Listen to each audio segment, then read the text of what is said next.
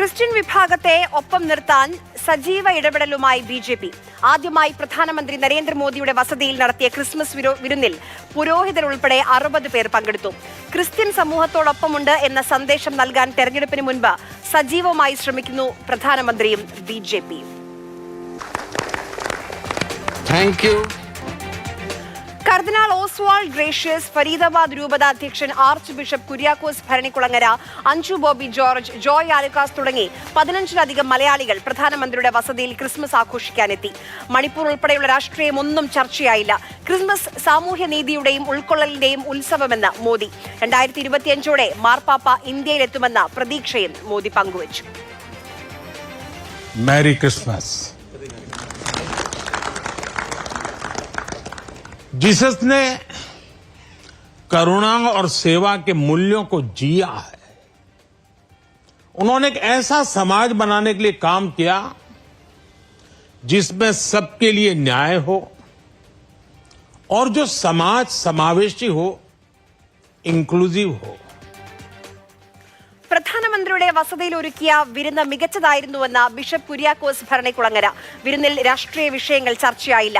മാർപ്പാപ്പ അടുത്ത വർഷം പകുതിയോടെയോ 2025 ആദ്യമോ ഇന്ത്യയിലെത്തുമെന്ന പ്രതീക്ഷ മോദി പങ്കുവച്ചുവെന്നും ബിഷപ്പ് പറഞ്ഞു. ഏതാണ്ട് 1 മണിക്കൂറോളം നീണ്ട ഒരു ഇവന്റായിരുന്നു. ക്രൈസ്തവ സമൂഹം രാജ്യത്തിന് നൽകുന്ന സംഭാവനകളെ പരാമർശിച്ചു. അതിലെല്ലാവർക്കും ക്രിസ്മസ് വിഷ് ചെയ്തു. രാഷ്ട്രീയ വിഷയങ്ങളൊന്നും തന്നെ പരാമർശിച്ചില്ല. അതിനുള്ളൊരു അവസരമല്ലായിരുന്നു. ക്രൈസ്തവ സമൂഹത്തിന് ക്രിസ്മസ് വിഷ് ചെയ്യുക എന്നുള്ളതായിരുന്നു പ്രധാനപ്പെട്ട ഉദ്ദേശം. അത് ആദ്യമായിട്ടാണ് ക്രിസ്മസിൻ്റെ ദിവസം ഇങ്ങനെയുള്ളൊരു മീറ്റിംഗ് സംഘടിപ്പിക്കുകയും ഇങ്ങനെയുള്ളൊരു ആശംസ നടത്തുകയും ചെയ്തത്. അതിൽ പൊതുവെ ക്രൈസ്തവ സമൂഹം വളരെ സന്തുഷ്ടരാണ്. പ്രധാനമന്ത്രിയുടെ വസതിയിൽ സന്തോഷമുള്ള ക്രിസ്മസ് ആയിരുന്നുവെന്ന് അഞ്ജു ബോബി ജോർജ്. കായിക മേഖലയിലെ സാധ്യതകളെക്കുറിച്ച് പ്രധാനമന്ത്രിയോട് സംസാരിക്കാൻ പറ്റി. മറ്റ് രാഷ്ട്രീയ കാര്യങ്ങൾ ചർച്ചയായില്ല എന്നും അഞ്ജു ബോബി ജോർജ്. പ്രധാനമന്ത്രിയുടെ ക്രിസ്മസ് വിരുന്നിൽ പങ്കെടുത്ത ശേഷം അഞ്ജു ബോബി ജോർജ് മാതൃഭൂമി ന്യൂസിനൊപ്പം ചേരുകയാണ്. എങ്ങനെ ഉണ്ടായിരുന്നു ക്രിസ്മസ് വിരുന്ന് പരിപാടികൾ? Merry Christmas to everyone. It was such a wonderful Christmas. ഈ വർഷത്തെ ക്രിസ്മസ് പ്രൈം മിനിസ്റ്ററിൻ്റെ കൂടിയായിരുന്നു. നമ്മളുടെ ക്രിസ്ത്യൻസ് ഒരുമാതിരി എല്ലാവരും തന്നെ ഉണ്ടായിരുന്നു ഇവിടെ. ഈ ക്രിസ്മസ് സന്ദേശത്തിലും നമ്മളുടെ പ്രൈം മിനിസ്റ്റർ യൂത്തിൻ്റെ വെൽബീയിങ്ങും യൂത്തിൻ്റെ ഇമ്പോർട്ടൻസും എങ്ങനെ ഡ്രഗ്സിൽ നിന്നൊക്കെ മാറി നിൽക്കാം, ഓൾവേസ് ഈസ് ഡൂയിങ് ദാറ്റ്. നല്ല മെസ്സേജസാണ് നൽകിയത്. 36 ഒളിമ്പിക്സ് ഇന്ത്യയിൽ ഹോസ്റ്റ് ചെയ്യാൻ വേണ്ടി വില്ലിങ്നെസ് കാണിച്ചു. അതൊരു വലിയ സന്തോഷം. എല്ലാ സഭാ വിഭാഗങ്ങളിൽപ്പെട്ട പുരോഹിതരും പ്രധാനമന്ത്രിയുടെ വസതിയിൽ നടന്ന വിരുന്നിലുണ്ടായിരുന്നുവെന്ന് ഫാദർ റോബി കണ്ണഞ്ചിറ. മലയാളികളാണ് കൂടുതലായി ഉണ്ടായിരുന്നത്. 2024 പകുതിയോടെയോ 2025 ആദ്യമോ മാർപ്പാപ്പ ഇന്ത്യയിലെത്തുമെന്ന് മോദി അറിയിച്ചതായും ഫാദർ റോബി കണ്ണഞ്ചിറ. അപ്പം ഓസ്വാൾഡ് ഗ്രേഷ്യസ് പിതാവ് മാർപ്പാപ്പ ഭാരതത്തിൽ വരുന്നതുമായി ബന്ധപ്പെട്ട കാര്യങ്ങൾ ചോദിച്ചു.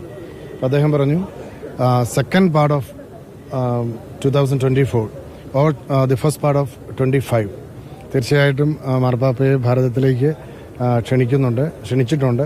തീർച്ചയായിട്ടും വരും എന്ന രീതിയിൽ വളരെ പോസിറ്റീവായിട്ടാണ് സംസാരിച്ചത്. പ്രധാനമന്ത്രിയുടെ വസതിയിൽ നടന്ന വിരുന്നിൽ പ്രത്യേക പ്രഖ്യാപനങ്ങളൊന്നും ഉണ്ടായിരുന്നില്ല എന്ന് ബിഷപ്പ് തോമസ് മാർ അന്തോണിയോസ്.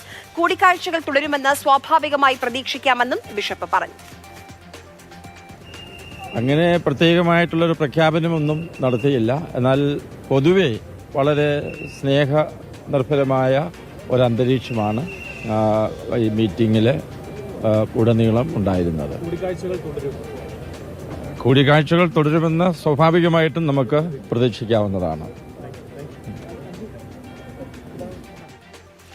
പ്രധാനമന്ത്രിയുടെ ക്രിസ്മസ് വിരുന്നിനെ ശക്തമായി വിമർശിക്കുകയാണ് CPI.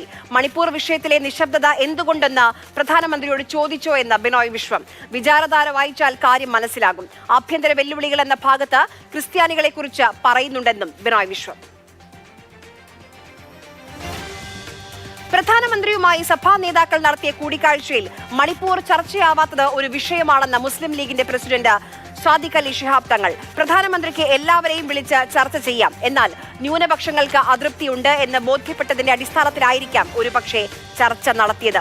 രാജ്യത്ത് ന്യൂനപക്ഷങ്ങൾക്ക് ആശങ്കയുണ്ടെന്നും സാദിഖ് അലി തങ്ങൾ പറഞ്ഞു. അല്ല, പ്രധാനമന്ത്രിക്ക് ചെയ്യാലോ, പ്രധാനമന്ത്രിക്ക് എല്ലാവരും വിളിച്ചു കൂട്ടി ചർച്ച ചെയ്യാം, പ്രധാനമന്ത്രിയുടെ കടമയാണ്. പക്ഷേ ന്യൂനപക്ഷങ്ങൾക്ക് അസംതൃപ്തി ഉണ്ട് എന്നുള്ളതാണ്.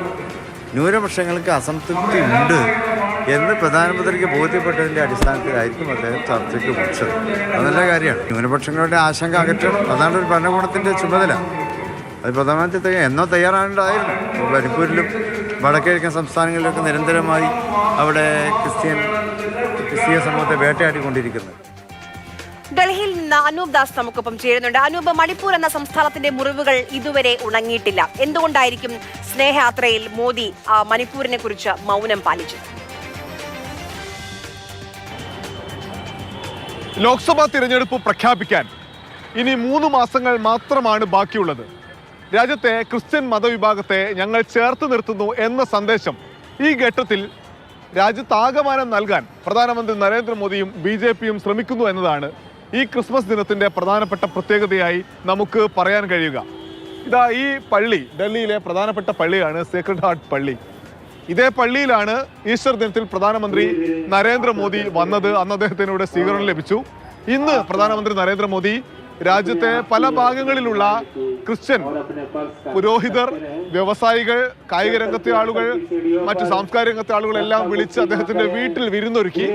ആ വിരുന്ന് നടക്കുന്ന സമയം തന്നെ ഈ പള്ളിയിൽ നമ്മളിപ്പോൾ കാണുന്ന ദൃശ്യങ്ങളിലുള്ള സ്ഥലത്ത് BJPയുടെ ദേശീയ അധ്യക്ഷൻ JP നഡ്ഡ എത്തി. അദ്ദേഹത്തിനും ഇവിടെ സ്വീകരണം ലഭിച്ചു.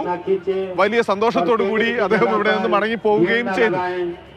രാജ്യത്തെ ക്രിസ്ത്യൻ മതവിഭാഗത്തെ ഞാൻ ആദ്യം പറഞ്ഞ പോലെ ചേർത്ത് നിർത്താനുള്ള വലിയ ശ്രമം BJP നടത്തുന്നുണ്ട്. കേരളത്തിൽ നമുക്ക് കാണാൻ പറ്റുന്നുണ്ട്. സ്നേഹയാത്ര എന്ന് പറഞ്ഞ് BJP നേതാക്കൾ ക്രിസ്ത്യൻ വീടുകളിൽ സന്ദർശനം നടത്തുന്നു, അവരോട് സംസാരിക്കുന്നു. ഇതിലെ പ്രധാനപ്പെട്ട ഒരു വിഷയം നോർത്ത് ഈസ്റ്റ് സംസ്ഥാനങ്ങൾ, ഗോവ, ഒപ്പം കേരളം, ഇവിടങ്ങളിലാണ് ക്രിസ്ത്യൻ വോട്ടുകൾ കൂടുതലുള്ളത്. ഇന്ന് പ്രധാനമന്ത്രിയുടെ വസതിയിൽ നടന്ന പരിപാടി വിരുന്നെടുത്ത് നോക്കിയാൽ അതിൽ ആകെ പങ്കെടുത്ത 60 ആളുകളിൽ 15-ലധികം പേർ മലയാളികളാണ്. അപ്പോൾ ഈ ക്രിസ്ത്യൻ വോട്ടുകളിൽ വലിയ കണ്ണ് BJPക്കുണ്ട്.